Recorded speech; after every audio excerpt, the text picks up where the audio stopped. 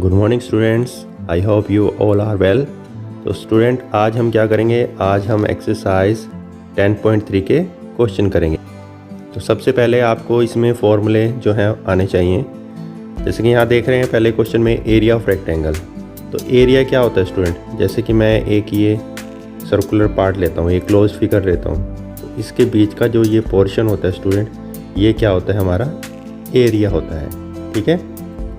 जैसे कि कोई पार्क है, पार्क में घास लगी होती है स्टूडेंट, तो जो ग्रास लगी होती है तो उसका हम क्या करते हैं, एरिया निकाल सकते हैं। अभी उसमें कितने पार्ट के अंदर जो ग्रास है वो लगी हुई है। इसी तरह से जो एरिया है मकान का जो फ्लोर होता है, ठीक है, फ्लोर, वहाँ पर हम पत्थर वगैरह लगाते हैं, तो मिस्त्री क्या कहता है कि वो उसकी कॉस्ट बताता है कि इस पत्थर लगाने की क्या कॉस्ट लेगा। तो फिर वो पहले क्या करता है कि उसका एरिया देखता है। ठीक है। तो एरिया के हिसाब से ही खर्चा वो बताता है। तो चलते हैं अब हम क्वेश्चंस की तरफ। सबसे पहले रेक्टेंगल की बात करते हैं। तो फर्स्ट क्वेश्चन में find the area of rectangle. तो एरिया ऑफ रेक्टेंगल का क्या फार्मूला होता है स्टूडेंट। देखिए, रेक्टेंगल में दो चीज़ें होती हैं, एक लेंथ होती है और एक ब्रेड्थ होती है। अगर हम इन दोनों को मल्टीप्लाई कर दें तो एरिया आ जाएगा।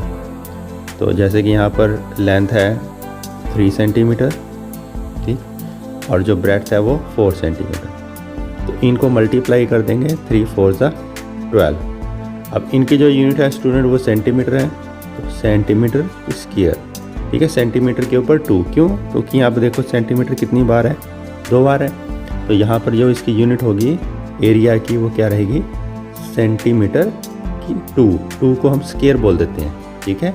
जो 2 बार होता है हम उसको स्क्वायर बोल देते हैं। इसका बी और सी पार्ट भी आप ऐसे ही कर लेंगे। डी पार्ट में देखें, यहाँ पर एक जो यूनिट है मीटर में, दूसरी सेंटीमीटर में दी हुई है। तो आप क्या करेंगे, इसमें आप जैसे कि जो लेंथ है 2 मीटर, तो आप इसको सेंटीमीटर में बदल देंगे, क्योंकि 1 मीटर में कितने सेंटीमीटर होते हैं, 100। तो 2 × 100 200 सेंटीमीटर। ठीक है। और जो ब्रेड्थ है वो कितनी है, 17 सेंटीमीटर। तो एरिया के लिए क्या कर देंगे, इन दोनों को मल्टीप्लाई कर देंगे, 200 को 70 से। तो आप इनको मल्टीप्लाई कर देंगे, तो मल्टीप्लाई करने के बाद आ जाएगा 14,000 सेंटीमीटर स्क्वायर। ठीक है स्टूडेंट। तो इस तरह से आप एरिया निकाल सकते हैं। सेकंड क्वेश्चन में एरियाज ऑफ द स्क्वायर। तो स्क्वायर में क्या होती है, एक साइड होती है। जैसे स्क्वायर की मैं फिगर आपको बना के दिखाता हूँ। इसकी जो ईच साइड्स होती हैं वो सेम होती हैं। तो यहाँ पर साइड दी हुई है आपको 10 सेंटीमीटर और एरिया ऑफ स्क्वायर, इसका जो फार्मूला होता है स्टूडेंट, साइड इंटू में साइड।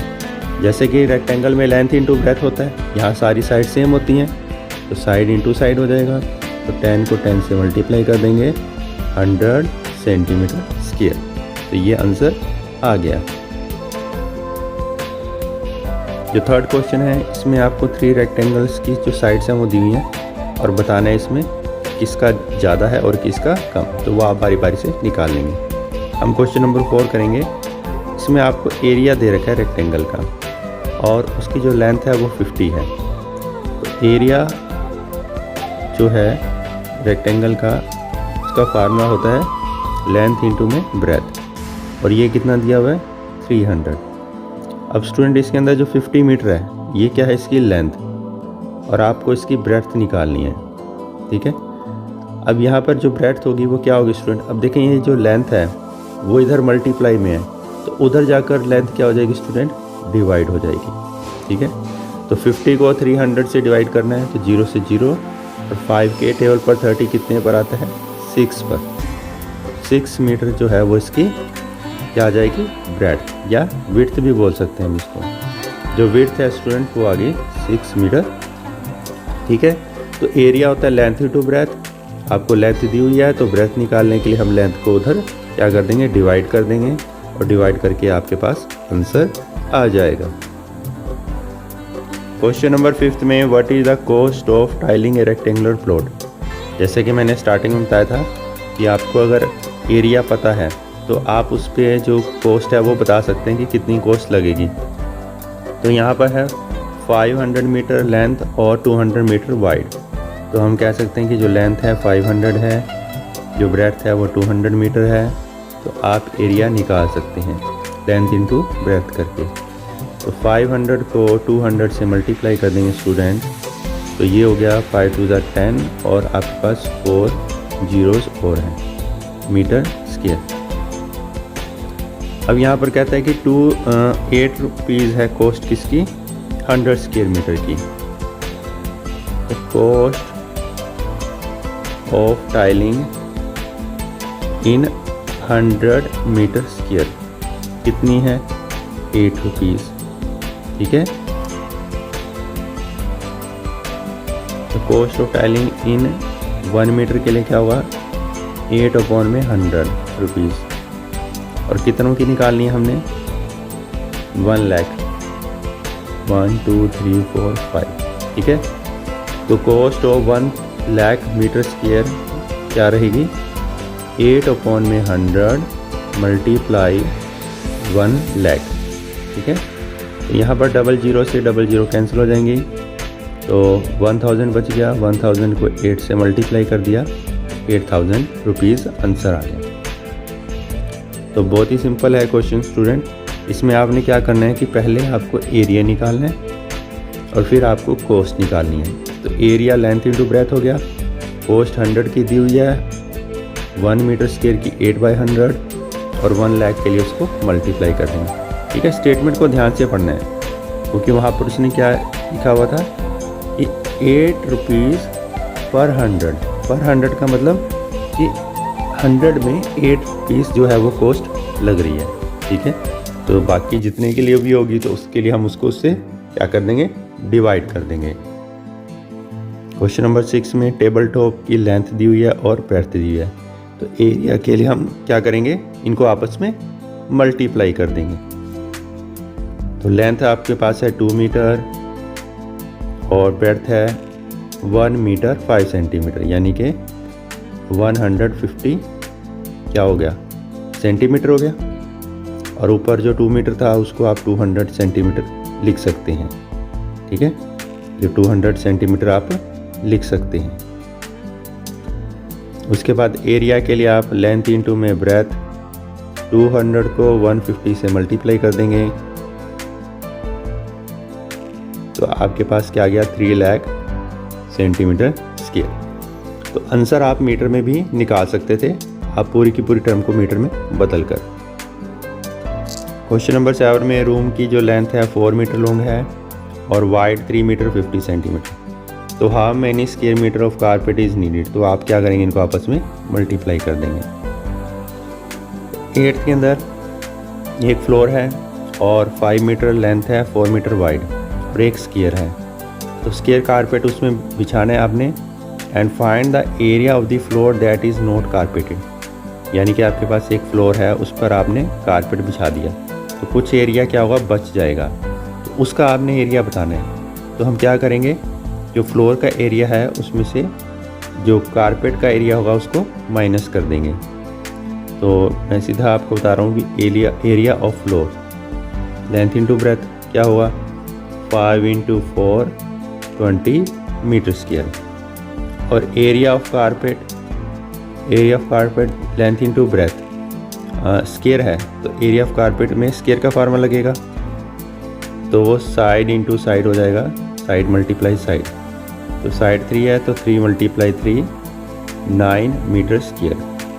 अब हमें निकालना है area of floor not carpeted.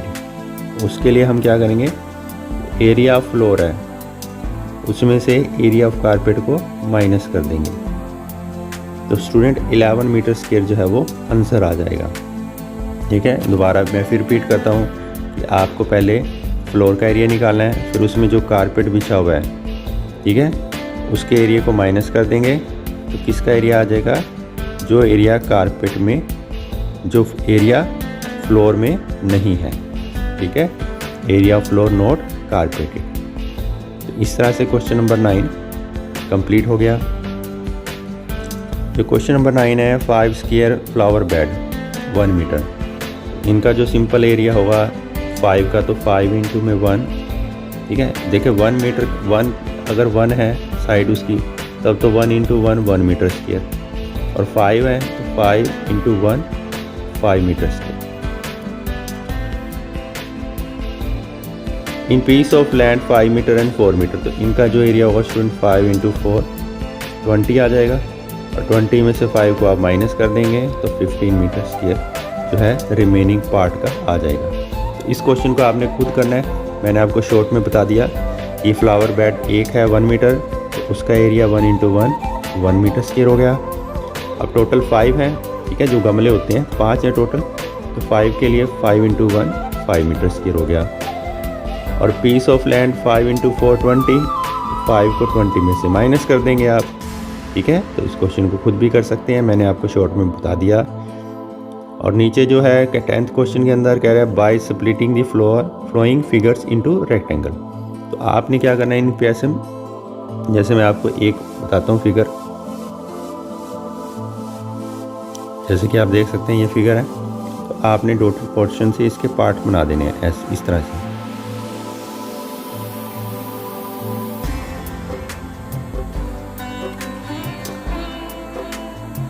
ठीक है। और बाद में आप इनका एरिया निकाल देंगे। अब एरिया भी इस हिसाब से निकालना है कि आपको क्या होना चाहिए, इसकी जो साइड्स हैं वो पता होनी चाहिए, ठीक है। जैसे कि मैं मान लो इधर ऐसे कट कर रहा हूँ ये, अब ये मुझे साइड पता है 3 है, ठीक है। तो मतलब उस हिसाब से आपको क्या करना है, इसकी साइड बतानी है। जैसे ये 2 है, ये 3 है, तो ये 1 आ गया, ये भी 1 और ये 3, तो एक रेक्टेंगल ये बन गया, एक ये। तो तीनों का एरिया निकाल के आप प्लस कर देंगे, ठीक है। क्या करेंगे, लेंथ इंटू में ब्रेथ। तो ये प्रैक्टिस के लिए स्टूडेंट आपकी, तो ये आपने खुद ट्राई करना है, नहीं निकलेगा तो फिर मैं करवाऊँगा। तो उम्मीद है आज की वीडियो अच्छी लगी होगी, समझ में आया होगा। फिर भी मैं एक बार रिपीट कर देता हूँ, जहाँ पर स्क्वायर की बात आती है, स्क्वायर क्या होती है, जिसकी साइड से सभी इक्वल होती हैं, उसका जो एरिया होता है वो होता है साइड मल्टीप्लाई साइड, ठीक है। और जो रेक्टेंगल होता है उसमें क्या होती है, एक लेंथ होती है और एक ब्रेथ, उसका एरिया क्या होता है, लेंथ इंटू में ब्रेथ, ठीक है। तो बस इसी फॉर्मूले का यूज़ करना है और आपकी एक्सरसाइज नंबर 10.3 कंप्लीट हो जाएगी। तो मिलते हैं नेक्स्ट वीडियो में, तब तक टेक केयर, जय माता दी।